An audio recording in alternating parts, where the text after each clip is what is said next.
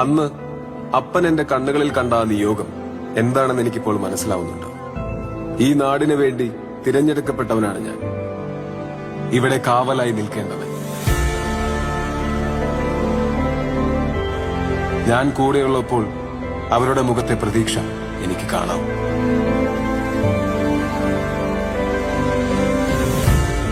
എല്ലാം ഇവിടെ അവസാനിച്ചു എന്ന് ഞാൻ കരുതുന്നില്ല. ചിലപ്പോ ഇതൊരു തുടക്കം മാത്രമാവാം.